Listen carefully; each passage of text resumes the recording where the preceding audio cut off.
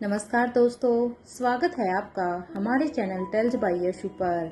यहाँ पर आपको मिलेंगी अनोखी और रोचक कहानियाँ। अगर आपको हमारी कहानियाँ पसंद आती हैं तो कृपया करके हमारी वीडियो को लाइक करें, इसको अपने दोस्तों के साथ शेयर करें और अगर आप इस चैनल पर नए हैं तो कृपया करके सब्सक्राइब करें। आपका हमारे चैनल पर विजिट करने के लिए बहुत बहुत धन्यवाद। चलिए आज की कहानी का सफर शुरू करते हैं। पिछले एपिसोड में हम सब ने सुना था कि यहाँ पर अंजलि मल्होत्रा जिसका किडनैप हो गया था वो धीरे धीरे अब अपनी आंखें खोलती है। कुछ पल तक उसकी नजरें धुंधली रहती है। उसे समझ में ही नहीं आता है कि वो इस वक्त कहाँ पर है। लेकिन जैसे ही उसकी नजरें सामने खड़े एक शख्स के ऊपर जाकर टकराती है तो उसकी आंखों में अचानक से एक पहचान की चमक आ जाती है। वो कुछ पल उसे बिना पलक झपकाए देखती रहती है। फिर उसके मुंह से सिर्फ एक ही शब्द निकलता है, तुम। इधर उस शब्द में मानो कई सारी भावनाएं छिपी हुई थी, हैरानी, दर्द, गुस्सा और सबसे ज्यादा विश्वास टूटने का एहसास। कुछ देर तक सामने खड़े शख्स को उसी तरह देखते रहने के बाद अब उसने कांपती हुई आवाज में पूछा, मेरे साथ तुमने ऐसा क्यों किया? मैंने क्या बिगाड़ा था तुम लोगों का? अब जो ये शख्स सामने खड़ा था वो भी बिल्कुल शांत खड़ा था। उसने उसकी तरफ अब देखते हुए ही कहा, तुम हमारे मकसद के बीच में आ रही थी। अब उसकी आवाज में जरा भी नरमी नहीं थी। तुम्हारा यहाँ पर रहना हमारे लिए ठीक है, लेकिन जब तक हम नहीं चाहेंगे तब तक तुम यहाँ से अपने कदम बाहर बिल्कुल भी नहीं निकाल सकती हो। इधर अनजाने डर की एक लहर उसके चेहरे पर अब दिखाई देने लगी। वो शख्स अब आगे बढ़ा और बेहद गंभीर आवाज में बोला, उम्मीद है तुम्हें मेरी बातें समझ में आ गई होंगी। अब वो कुछ पल रुककर उसे चेतावनी देते हुए फिर से कहता है, और एक बात, यहाँ से भागने की तो कोशिश भी बिल्कुल मत करना। उसकी आवाज ये कहते हुए और भी सख्त हो गई थी। तुम्हारी एक गलती तुम्हारे परिवार के से हमेशा के लिए दूर करने के लिए तुम्हें काफी है। ये सुनते ही तो अंजलि मल्होत्रा के चेहरे का रंग उड़ गया था। वो शख्स आखिरी बार अब उसकी तरफ देखता और कहता है, अब जब तक मैं ना कहूँ तब तक चुपचाप यहीं पर रहो। और इतना कहकर वो यहाँ से बाहर निकल जाता है। दरवाजा बंद होते ही कमरे में फिर से खामोशी छा जाती है। वही वो कुछ देर तक उसी दरवाजे को अंजलि मल्होत्रा देखती रहती है और फिर अपने मन में सोचती है, आखिर क्या मकसद हो सकता है इनका? उसकी आंखों में अब बहुत सारे सवाल थे। मुझे इस तरह यहाँ रखने के पीछे इनका असली मकसद क्या है? वो अपने परिवार के बारे में सोच कर अब और भी परेशान हो रही थी। अगर इन्हें मुझसे कुछ चाहिए तो फिर मेरे परिवार को धमकी देने की जरूरत क्यों पड़ी? क्या चल रहा है इनके अंदर? वो जितना इस चीज के बारे में सोच रही थी उतना ही इन सभी सवालों में उलझती ही जा रही थी, क्योंकि उसके सामने उतने ही सवाल और भी आगे खड़े हो रहे थे। तो वहीं दूसरी तरफ लाइफ केयर हॉस्पिटल में राजलक्ष्मी अब यहाँ पर अपने उस वार्ड में ही बैठी हुई थी। उसके सामने कुछ रिपोर्ट्स और यहाँ पर डॉक्यूमेंट्स रखे हुए थे, लेकिन उनकी नज़र उन कागजों पर होकर भी उनका मतलब नहीं समझ रही थी। उसका दिमाग किसी और ही बात में उलझा हुआ था। वो मन ही मन सोच रही थी, आखिर ये सब अचानक इतना कॉम्प्लिकेटेड क्यों होता जा रहा है? वो भी यहाँ पर अपने दिमाग में सोचते हुए ही कहती है कि आखिर ये सब कैसे पॉसिबल हो सकता है। कुछ देर तक वो इन रिपोर्ट्स को देखती रहती है, लेकिन उसका ध्यान कहीं और ही था। शारदा आंटी, हाँ, गुलेरिया हाउस की सबसे पुरानी केयर टेकर है शारदा आंटी। राजलक्ष्मी अच्छी तरह से जानती थी कि अब शारदा आंटी का इस परिवार से रिश्ता सिर्फ एक केयर टेकर का ही नहीं था, क्योंकि उन्होंने गुलेरिया परिवार में अपने बहुत सारे साल दिए थे। अब उन्होंने अपने मन ही मन में कहा, और मैं पूरे दावे के साथ ये बात कह सकती हूँ कि उन्हें गुलेरिया परिवार के हर वो पुराने राज पता हैं जिनके बारे में शायद हम में से कोई भी नहीं जानता, क्योंकि राजलक्ष्मी के दिमाग में अभी भी वही सारी बातें चल रही थी जो वो वहाँ पर उस दिन देवराज गुलेरिया के कमरे में भी जानने के लिए चली गई थी। लेकिन तभी वहां पर शारदा आ जाती है, इसलिए वो अभी भी इसी बारे में सोच रही थी, क्योंकि महारानी ने उसे एक टास्क दिया हुआ था। उसे किसी भी तरह से इस टास्क को पूरा करना था। उसकी आंखों में एक दृढ़ता दिखाई दे रही थी। मुझे महारानी का काम अब हर हाल में पूरा करना ही होगा। राजलक्ष्मी ने अब अपने मन ही मन में फैसला कर लिया था और कहती है, मैं अब किसी भी हालत में पीछे नहीं हट सकती हूँ। आज आज ही मुझे ये काम करना है। आज हर हाल में मुझे सीनियर गुलेरिया के रूम में जाना ही होगा, एट एनी कॉस्ट। उसके लिए अब ये सिर्फ महारानी का दिया हुआ काम नहीं था, ये उन सारे सवालों के जवाब खोजने का एक रास्ता भी था जो पिछले कुछ समय से उसके सामने लगातार खड़े हो रहे थे। तो वहीं दूसरी तरफ अपने बार्ड में यहाँ पर भाग्यश्री भी अपनी गहरी सोच में डूबी हुई थी। उसके चेहरे पर साफ साफ दिखाई दे रहा था कि उनके मन में भी कोई बहुत ही बड़ी उलझन चल रही थी। वो मन ही मन सोच रही थी, मुझे हर हाल में उन सभी चीजों को देखना होगा। उसने तय कर लिया था कि जो भी जानकारी उन्हें मिलेगी वह उसे छिपाएगी नहीं, और इसके बाद मुझे किंग और अनिका को इसकी पूरी की पूरी रिपोर्ट करनी ही होगी। फिर अचानक से उसके मन में एक और सवाल आया, वैसे किंग कहाँ पर हैं? अब वो यहाँ पर अपने कमरे में चारों तरफ देखती हैं। अब तक तो और अब उसे लेकिन यहाँ पर कुछ भी दिखाई नहीं देता। तो वो अपने मन में सोचती है, अब तक तो उन्हें सब कुछ पता चल ही गया होगा। भाग्यश्री अभी यहाँ पर अपनी सोच में ही थी कि तभी उनके कमरे पर किसी के आने की दस्तक होती है। इधर कमरे में मौजूद क्रिश, क्योंकि क्रिश यहाँ पर अंजलि मल्होत्रा की केयर करने के लिए यहाँ पर अभी भी इस वार्ड में ही मौजूद था। तो अब यहाँ पर जैसे ही उसके कानों में दरवाजे के वहाँ पर ठक ठक की आवाज आती है, तो अब क्रिश अपने कमरे में ही मौजूद दरवाजे की तरफ देखता और कहता है, दो ही लोगों के यहाँ पर होने की पॉसिबिलिटीज है। अब उसने ये बात प्रीति की तरफ देखकर कही थी।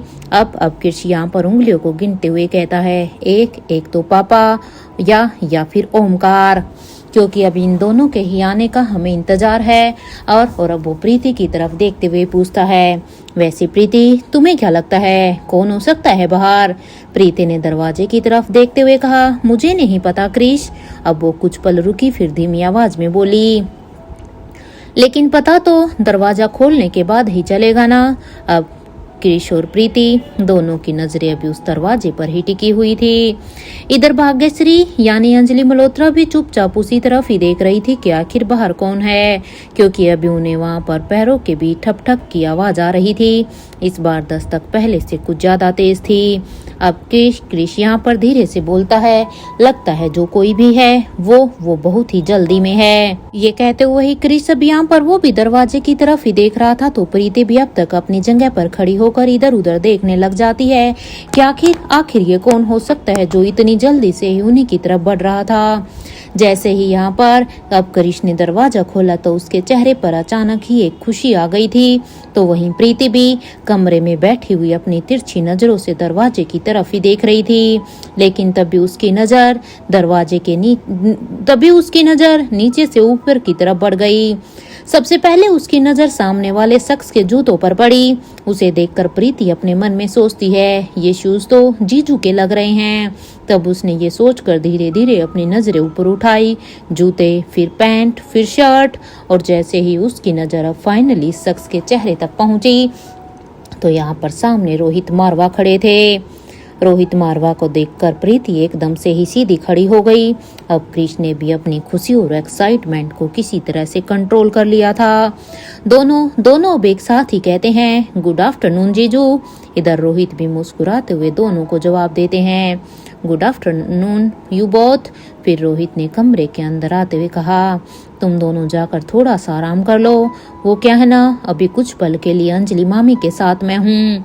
ये सुनकर क्रिश ने हाँ में अपना सिर हिलाया, लेकिन तभी उसकी नजर रोहित के हाथ में पकड़े हुए एक कैरी बैग पर पड़ी। अब उस कैरी बैग को देखकर अब यहाँ पर क्रिश ने जल्दी से पूछा, जीजू आप भी मोम के लिए क्या लंच लेकर आए हैं? अब रोहित ने उस कैरी बैग की तरफ देखते हुए कैरी बैग फिर वो मुस्कुराते हुए कहते हैं, अरे नहीं क्रिश। तो अब यहाँ पर क्रिश हैरान होकर पूछते हैं, तो फिर इसमें आप ये क्या लाए हैं और ये किसके लिए है? अब क्रिश की बात को सुनकर रोहित ने जवाब दिया, मुझे नीचे किशन मामा दिखाई दिए थे। उनके चेहरे पर अचानक अब चिंता दिखाई देने लगी। मुझे काफी थके हुए लग रहे थे वो। उनकी आंखें भी लाल थी। अब ये सुनकर प्रीति और क्रिश दोनों ही ध्यान से अब उसकी बातों को सुनने लगे। तो इधर रोहित ने आगे कहा, जब मैंने उन्हें इस हालत में देखा तो मुझे लगा कि उन्हें इस समय घर लौट जाना चाहिए, क्योंकि अंजलि मामी यहाँ पर हॉस्पिटल में एडमिट है तो शायद वो इसीलिए यहाँ पर उनके लिए उनकी केयर के लिए आ रहे होंगे। इस समय वो अपने बारे में नहीं सोच रहे हैं। वो मुझे बहुत ही थके थके से नजर आ रहे थे। ऐसा लग रहा था उन्हें आराम की सख्त जरूरत है। इसलिए मैंने उन्हें बाहर रोकते हुए ही उनसे कहा कि आप प्लीज मामा जी घर चले जाइए। हाँ, क्योंकि मैं बिल्कुल भी नहीं चाहता था कि अंजलि मामी की केयर के लिए किशन मामा इस तरह से परेशान हो कि वो थोड़ा सा भी आराम ना कर सकें। वेल क्रिस, वो नीचे तुम्हारा वेट कर रहे हैं, इसलिए ऐसा करो तुम अभी जाओ और उनसे मिल लो। ये सुनकर तो क्रिस यहाँ पर तुरंत अपना हाँ में सिर हिलाते हैं, लेकिन अब वो अपने मन ही मन में सोचने लगा, जीजू ने तो पापा के पूरे प्लान की धज्जियां ही उड़ा दी। मुझे पता था कि पापा इसीलिए ही यहाँ पर खाना लेकर आ रहे थे, लेकिन पापा को भी क्या पता था कि उन्हें यहाँ पर जीजू मिल जाएंगे। और ये सोचकर उसके चेहरे पर एक हल्की सी शरारती मुस्कान भी आ गई थी। वो अब अपने मन में कहते हैं, वैसे अच्छा ही हुआ, अब मैं घर जाकर दादी माँ से पापा की कंप्लेन करूंगा, तभी जाकर वो आराम करेंगे, वरना ऐसे ही यहाँ आने के बहाने बनाते रहेंगे। मैंने उन्हें कितना ही समझाने की कोशिश की थी, लेकिन वो हमारी बातों को मानने के लिए तैयार नहीं है। इसलिए अब इस काम में मैं दादी माँ की हेल्प लूंगा, शायद उन्हीं के कहने से वो मान जाए। क्रिस अब यहाँ पर अपनी ही सोच में था कि तभी एक बार फिर से कमरे के दरवाजे पर अब नोक होने लगी। इस बार कमरे में मौजूद हर शख्स की नज़र अब दरवाजे पर ही टिक गई। अब यहाँ पर फिर से ये देखकर अब क्रिस ने सोचा, अब कौन हो सकता है। तो इधर कुछ ही पलों बाद जब फिर से दरवाजा खुला और दरवाजे पर खड़े शख्स को देखते ही सबकी नजरें अब उस पर टिक गई, क्योंकि अब यहाँ पर दरवाजे पर ओमकार खड़ा था। ओमकार के हाथ में एक सुंदर सा बुके था, जो कि वो यहाँ पर अंजलि मल्होत्रा के लिए लेकर आया था। ओमकार ने अब मुस्कुराते हुए कहा, अंजलि आंटी देखिए, मैं आपके लिए आपके फेवरेट फ्लावर्स का बुके लेकर आया हूँ। और इतना कहने के बाद जैसे ही उसकी नजरें कमरे में मौजूद सभी लोगों पर पड़ी, तो वो एक पल के लिए वहीं पर ही रुक गया। वो भी यहाँ पर कमरे में देखता है तो यहाँ पर रोहित, क्रिश, प्रीति और अंजलि मामी ये सभी थे। ओमकार ने अब हैरानी से कहा, जीजू आप यहाँ, अनएक्सपेक्टेड। लेकिन फिर उसने खुद ही अपनी बात सुधारते हुए कहा, what A present of shock जीजू। और अब वो ये कहते हुए हंस पड़ा, मेरा मतलब है कि कितना अच्छा सरप्राइज है ये कि आप मुझे यहीं पर मिल गए। अब उसने कमरे में खड़े सभी लोगों को देखते हुए ही पूछा, वैसे कोई बात हुई है क्या? हाँ। और फिर वो माहौल को देखकर मजाक के अंदाज में कहता है, ये स्टैंडिंग कमेटी मीटिंग क्यों हो रही है? क्योंकि सब के सब खड़े हैं, क्या सभी के बीच में कोई बात चल रही थी? अब उसकी बात सुनकर क्रिश अब अपनी हंसी को रोकने लगा, क्योंकि उसकी बात को सुनकर उसे बहुत ही हंसी आ रही थी।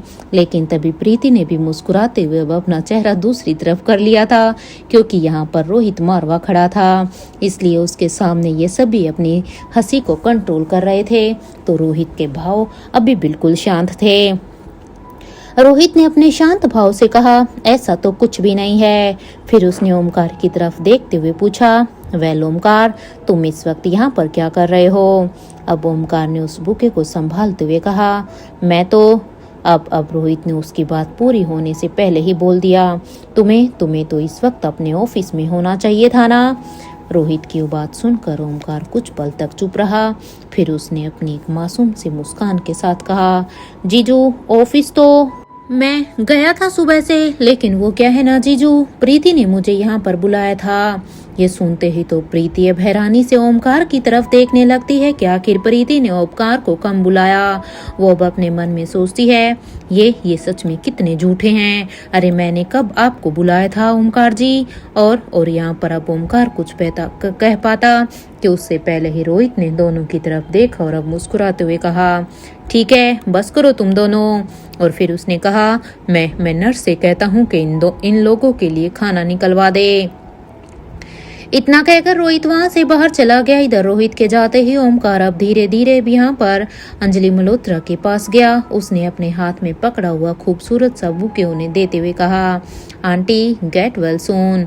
और फिर मुस्कुराते हुए कहता है आप बस जल्दी से ठीक हो जाइए, उसके बाद हम एक बहुत बड़ी सी पार्टी करेंगे। अब ये सुनकर तो अंजलि मल्होत्रा के चेहरे पर भी एक मुस्कान आ गई थी और उन्होंने प्यार से कहा हाँ हाँ बेटा, पार्टी तो बनती है। फिर उन्होंने कमरे में मौजूद सभी लोगों की तरफ देखते हुए कहा और वैसे भी हमारी श्वेता ने हमें इतनी बड़ी खुशखबरी दी है तो तुम सभी को पार्टी तो मिलेगी ही। ये सुनकर अब ओमकार कहता है बिल्कुल आंटी, इस पार्टी को तो कोई नहीं रोक सकता। कमरे में अब यहाँ पर एक बार फिर से हंसी का माहौल बन गया था क्योंकि ये सभी बस रोहित मारवा के सामने ही चुप रह सकते थे। सभी आपस में बातें कर रहे थे कि तभी यहाँ पर क्रिश का फोन बजने लगता है। क्रिश जो कि अभी यहाँ पर कमरे में ही मौजूद था, क्रिश ने तुरंत अपनी जेब से अपना फोन निकाला। इधर स्क्रीन पर देखते ही तो उसकी आंखें बड़ी बड़ी हो गई क्योंकि उसके फोन पर यहाँ उसके पापा का ही कॉल आ रहा था। अपने पापा के नंबर को देखकर क्रिश ने जल्दी से अब अपने फ़ोन को उठाया और अब वो यहाँ पर कहते हैं पापा मेरा नीचे वेट कर रहे हैं। फिर अब वो भाग्यश्री की देखते हुए कहते हैं मैं भी यहाँ से भागता हूँ मम्मी, नहीं तो वो मुझे फिर बहुत ही डांट लगाएंगे। इधर क्रिश को ऐसे करता हुआ देखकर अब यहाँ पर अंजलि मल्होत्रा हंस पड़ती है और क्रिश अब उनके पास गया और बोला बाय मॉम, अपना ध्यान रखना। मुझे अच्छी तरह से पता है कि पापा से नीचे बिल्कुल भी नहीं रहा जा रहा होगा, इसलिए मैं अब चलता हूँ। इधर अंजलि मल्होत्रा भी कहती है हाँ बेटा, तुम भी अपना ध्यान रखना और हाँ देखो ध्यान से जाना। क्रिश अब जल्दी से बाय करते हुए कमरे से बाहर हड़बड़ी में निकल जाता है। अब यहाँ पर अंजलि मल्होत्रा ने प्रीति और ओमकार की तरफ देखा और उन्हें प्यार से कहा तुम दोनों भी अब जाओ। तो प्रीति पूछती है लेकिन आंटी, तो इधर यहाँ पर अंजलि ने मुस्कुरा कर उनकी बात रोक दी और कहती है कोई लेकिन वेकिन नहीं प्रीति, मैंने अभी थोड़ी देर पहले तुम्हें क्या कहा था, बोला था ना मैंने कितनी अच्छी बात कही थी, इसलिए देखो उस बात पर अमल करो। तुम दोनों जाओ और थोड़ा समय अभी अपने लिए भी निकालो क्योंकि इस समय तुम्हें अपने लिए भी थोड़ा सा समय निकालना चाहिए और अगर समय नहीं निकल रहा है तो मैं यही कहूँगी कि तुम्हें उस समय को चुरा लेना चाहिए। ये सुनकर ओमकार अपने सिर को हिलाता है तो प्रीति भी मुस्कुराने लगती है। भाग्यश्री को अच्छी तरह से पता था कि इस समय दोनों को वहां रोकना बिल्कुल भी सही नहीं होगा, इसलिए उन्होंने अपने मन में सोचा इन बच्चों के लिए भी तो ये समय बहुत ही खास है ना। इधर ये सुनकर ओमकार और प्रीति बाहर जाने लगे थे लेकिन कमरे से निकलते वक्त प्रीति ने एक बार पीछे मुड़कर अंजलि की तरफ देखा। प्रीति जैसे ही पीछे की तरफ देखती है तो यहाँ पर अंजलि ने उसकी तरफ देख लिया था, इसलिए वो मुंह ने मुस्कुरा कर वहां से जाने का इशारा करती है। ये देखकर प्रीति और ओमकार दोनों ही वहां से निकल जाते हैं और यहाँ पर वो दरवाजे को बंद कर देते हैं और कमरे में अब यहाँ पर सिर्फ अकेली भाग्यश्री रह गई थी। उनकी मुस्कान अब फिर से धीरे धीरे गायब हो गई थी क्योंकि जैसे जैसे सब लोग चले गए उनके मन में फिर से वही सवाल लौट आया, आखिर किंग और अनिका को वो रिपोर्ट कब दूंगी। लेकिन तभी उसे यहाँ पर फिर से रोहित के आने का एकदम से याद आ जाता है और अब वो कहती है अगर किंग यहाँ पर आए हैं तो उन्हें जरूर कोई ना कोई तो काम होगा ही। वो भी इसी सोच में डूबी हुई थी कि तभी कमरे का दरवाजा फिर से खुला।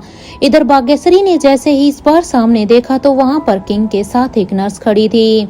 नर्स अब अंदर आई और उसने भाग्यश्री के बेड के सामने एक बेड पर टेबल रखा और फिर उसने उस पर खाना अच्छी तरह से सर्व कर दिया ताकि भाग्यश्री अच्छे से इस खाने को खा सके।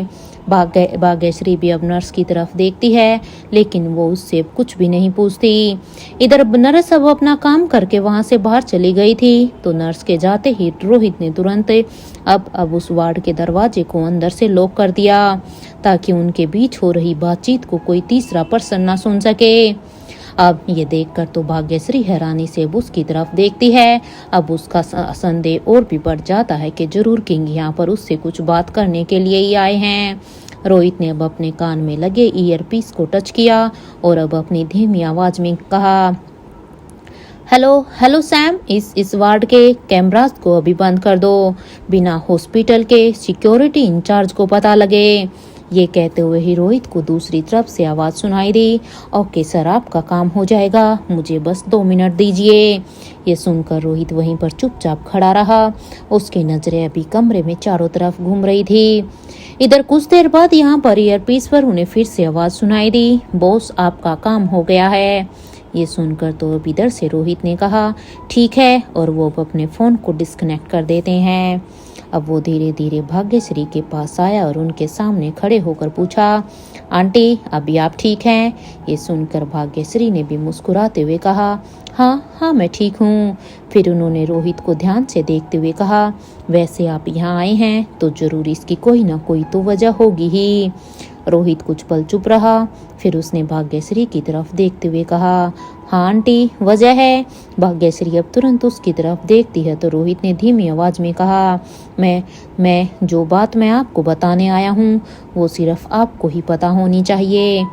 ये सुनकर भाग्यश्री अब यहाँ पर रोहित की तरफ देखने लगती है तो रोहित अब यहाँ पर कहता है, सच कहूँ तो बहुत ही बड़ी वजह है। मैं काफी वक्त से राजमाता के साथ कांटेक्ट करने की कोशिश कर रहा हूँ, लेकिन उनका मुझसे कोई भी कांटेक्ट नहीं हो पा रहा है। ये कहते हुए रोहित कुछ पल के लिए रुक जाता और फिर आगे कहता है, इसलिए अब मेरे पास सिर्फ एक ही रास्ता है। ये सुनकर तो भाग्यश्री के चेहरे पर चिंता अब साफ साफ दिखाई देने लगी थी कि तभी रोहित आगे कहता है, और मुझे ये भी पता है कि उस रास्ते का अंजाम क्या होगा। अब भाग्यश्री कुछ समझ पाती कि उससे पहले ही रोहित ने उनसे पूछा, वैसे आप और सावित्री आंटी यहाँ पर किस मकसद से आई थी? क्या जिस मकसद से आप यहाँ पर आई थी, क्या आपका वो मकसद अब पूरा हो गया है? अब भाग्यश्री ये सुनकर रोहित की तरफ देखती है। कुछ पल तक तो वो चुप रहती है, फिर उन्होंने कहा, किंग वो, और इसके बाद उन्होंने अब तक जो भी भाग्यश्री को वहाँ पर मल्होत्रा हाउस में पता चला था वो एक एक करके सारी की सारी बातें रोहित को बता देती है। क्योंकि भाग्यश्री ने यहाँ पर रोहित की अपने उस आदमी से बात करते हुए सुन लिया था कि यहाँ के सारे कैमरा जब पूरी तरह से बंद हो चुके हैं, इसलिए यहाँ से उनकी बात कहीं भी लीक नहीं हो सकती। इसलिए जो भी बातें उसे बतानी थी वो अब किंग को बता देती हैं। उन्होंने उन्हें पूरी जानकारी दी और उन्होंने क्या देखा, क्या समझा और किस तरह से वो इस पूरे मामले की तह तक पहुँचने की कोशिश कर रही थी, वो सारी की सारी बातें बता देती है। तो रोहित भी बिना बीच में टोके उनकी पूरी बात सुनता रहता है। इधर सारी बातें सुनने के बाद अब रोहित धीरे से कहता है, ठीक है, और फिर उसने भाग्यश्री को अब यहाँ पर आराम करने का इशारा किया और वो कहता है, ठीक है, आप अभी आराम कीजिए और यहाँ से डिस्चार्ज होने के बाद आप सीधे ही मल्होत्रा हाउस चली जाइएगा। ये सुनकर अब यहाँ पर भाग्यश्री कहती है, और बाकी? तभी रोहित ने शांत लेकिन भरोसे से कहा, बाकी आप चिंता मत कीजिए, अब बाकी का सब कुछ मैं संभाल लूँगा। ये सुनकर भाग्यश्री के चेहरे पर अब थोड़ी सी चिंता दिखाई देती है और उन्होंने कहा, आई एम सॉरी किंग, इस वक्त तो मुझे आपकी हेल्प करनी चाहिए थी, लेकिन मैं तो यहाँ पर फंसी हुई हूँ, इस वक्त मैं आपकी हेल्प नहीं कर पा रही। तभी रोहित ने उनकी बात अब यहाँ पर बीच में काटते हुए कहा, आपको सॉरी बोलने की कोई भी जरूरत नहीं है। अब उसने बेहद ही सम्मान के साथ कहा, आपने पहले ही मेरे लिए बहुत कुछ किया है, आपने जितना मेरे लिए किया है मेरे लिए उतना इनफ है। और फिर उसने भाग्यश्री की तरफ देखते हुए कहता है, और एक बात, इस वक्त आपका श्वेता के साथ रहना बहुत ही जरूरी है। उसकी आवाज में भी यहाँ पर सच में एक या तो बड़ा भाई समझ लो या बड़ा जीजू कैसे भी समझ लो, लेकिन उस वक्त उसकी आवाज एक पिता जैसी चिंता की थी। उसे अब आपकी जरूरत है आंटी, इसलिए आप अभी कुछ समय तक मल्होत्रा हाउस में रहेंगी। उम्मीद करता हूँ कि आपको मेरी बात समझ में आ रही है। अब ये सुनकर भाग्यश्री कुछ पल तक तो उसे देखती रहती हैं, फिर अपना सिर हिलाते हुए ही कहती है, हाँ ठीक है, जब तक ये पूरा मैटर सोल्व नहीं हो जाता तब तक मैं मल्होत्रा हाउस में ही रहूंगी। ये सुनते ही रोहित के चेहरे पर हल्की सी मुस्कान आ गई थी। उसने अब राहत की सांस लेते हुए कहा, वेल, कल आपको डिस्चार्ज मिल जाएगा, तब तक आप अपना ख्याल रखिएगा। और फिर वो भाग्यश्री की तरफ देखते हुए ही कहता है, आप मल्होत्रा हाउस में हैं, इसलिए मुझे और अनिका को वहाँ के लोगों की ज़्यादा चिंता नहीं होती, क्योंकि हमें अच्छी तरह से पता है कि आप उन्हें कुछ भी नहीं होने देंगी। और ये कहते हुए ही उनके चेहरे पर एक संतोष था। और अब तो वहाँ प्रीति भी है आपका साथ देने के लिए। तो मेरे ख्याल से आप दोनों अभी मल्होत्रा हाउस को सुरक्षित रख सकती हैं। ये सुनकर भाग्यश्री ने हल्की मुस्कान के साथ अपना सिर हिला दिया। तो रोहित ने अब अपनी घड़ी की तरफ देखा और कहा, मेरे ख्याल से अब मुझे यहाँ से चलना चाहिए। और इतना कहकर वो अपनी जगह से उठा और दरवाजे की तरफ बढ़ गया। जाने से पहले उसने एक बार फिर से पीछे मुड़कर भाग्यश्री की तरफ देखा और कहा, अपना ख्याल रखिएगा आंटी, और साथ के साथ मल्होत्रा परिवार का भी। और ये कहकर वो फिर से कमरे से बाहर चला गया। इधर दरवाजा बंद होते ही भाग्यश्री ने एक गहरी सांस ली।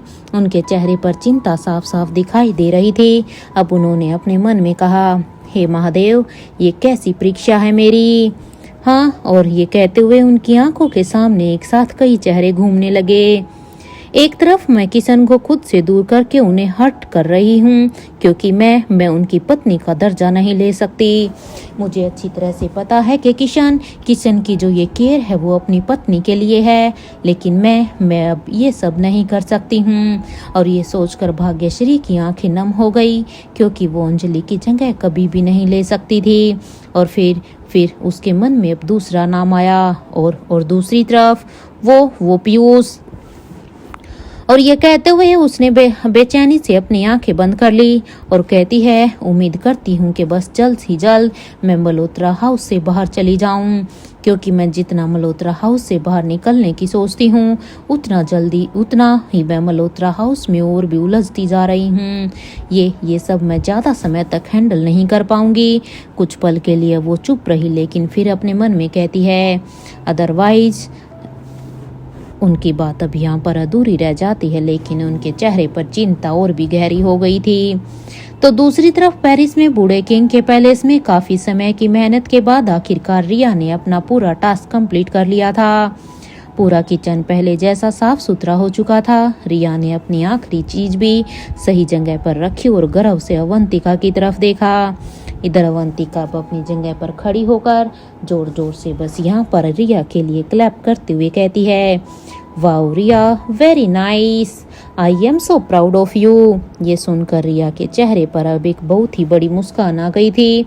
अब ये देखकर अवंतिका ने आगे कहा, अब चलो अपने रूम में जाकर जल्दी से चेंज कर लो, तब तक मैं तुम्हारे लिए कुछ बना देती हूँ। ये सुनकर रिया ने तुरंत अपने आटे से सफ़ेद हुई हालत को देखा और फिर अब वो अवंतिका की तरफ मासूमियत से देखते हुए ही कहती है, ब्यूटीफुल लेडी, बड़ी कहाँ पर हैं? ब्यूटीफुल लेडी, क्या आप भूल गई हैं कि बड़ी मुझे यहाँ पर क्या कहकर गए थे? अरे उनको तो मेरे लिए पास्ता बनाना है ना, क्योंकि आज मैंने बहुत ही मेहनत की है। उन्होंने साफ साफ कहा था कि मैं अपने टास्क को खुद ही कंप्लीट करूंगी तो मुझे मेरी पसंद का व्हाइट सॉस पास्ता मिलेगा। अब रिया की ये बात सुनकर तो अब यहाँ पर अवंतिका मुस्कुरा देती है और वो कहती है, हाँ ये बात तो है रिया कि आपने आज मेहनत तो बहुत की है, और अब इसकी इतनी मेहनत के बदले में आपको एक इनाम तो मिलना ही बनता है। अब वो रिया की तरफ देखते हुए ही कहती हैं, अब अपनी दादी के पास जाओ, वो तुम्हारा अच्छी तरह से एक बार हेयर वॉश करके तुम्हें नहलवा देंगी, क्योंकि तुम्हारे बाल आटे से अब बहुत ही गंदे हो चुके हैं, इसलिए तुम्हें इन्हें साफ करने की जरूरत है। ये सुनकर रिया हाँ में अपने सिर को हिला देती हो ओके कहती है और वो किचन में ही अपने पैरों को अच्छी तरह से धोती है और फिर वहां से चली जाती है। रिया के जाते ही अवंतिका किचन में वापस आती हो और वो तेजी से अब अपने काम को करना शुरू कर देती है। वो सारे के सारे इंग्रेडिएंट्स निकालने लगती हो और अब अपने काम में पूरी तरह से बिजी हो जाती है। तभी पीछे से उन्हें एक आवाज सुनाई देती है, तो रिया ने अपना पूरा काम कर दिया है, very nice, proud of her. ये सुनकर अवंतिका ने बिना पीछे मुड़े ही जवाब दिया, अपना प्राउड अपने हाथ के बनाए पास्ता में दिखाइए किंग। और फिर उन्होंने मजाक के अंदाज में कहा, वैसे मैं मैदे का डफ बना दूं? ये सुनकर पीछे से आवाज आई, नहीं मैदा नहीं सूजी। ये सुनकर अवंतिका एक पल के लिए रुक जाती है। तो अब यहाँ पर बूढ़े किंग आगे कहते हैं, आप अपना काम कीजिए, मैंने जो कहा है मैं उसे पूरा कर दूंगा। क्योंकि रिया को ये काम करने के लिए मैंने कहा था, इसलिए रिया के लिए वो पास्ता मैं बनाऊंगा। और इतना कहकर बूढ़े किंग भी अब अवंतिका के साथ ही अपने काम में लग जाते हैं। इधर अवंतिका बस उन्हें बड़े ही ध्यान से काम करते हुए ही देख रही थी कि किस तरह से किंग आज रिया के लिए यहाँ पर व्हाइट सॉस पास्ता बना रहे थे। उनका कुकिंग स्टाइल देखकर अवंतिका के चेहरे पर हल्की सी मुस्कान भी आ गई थी और अब वो उन्हें इस तरह से काम करता हुआ देखकर कहती है, आपकी कुकिंग स्टाइल देखकर तो मैं एक बात कह सकती हूँ। जैसे ही अवंतिका ने ये कहा तो अब किंग अपना काम करते हुए ही अवंतिका की तरफ देखते हैं। तो अब अवंतिका ने मुस्कुराते हुए कहा, आपको कुकिंग स्किल विरासत में मिली है। ये सुनते ही तो किंग के चेहरे पर कोई भी रिएक्शन नहीं आया। वो फिर से चुपचाप अपना काम करने लगे। इधर अवंतिका ने उनकी खामोशी को नोटिस किया। उन्हें लगा शायद उन्होंने अनजाने में कोई ऐसी बात कह दी है जिसने किंग के मन में कोई पुरानी याद जगा दी हो। लेकिन किंग ने कुछ भी नहीं कहा, बस अपने हाथों से काम करते रहे और इधर किचन में कुछ देर के लिए एक अजीब सी खामोशी छा गई थी।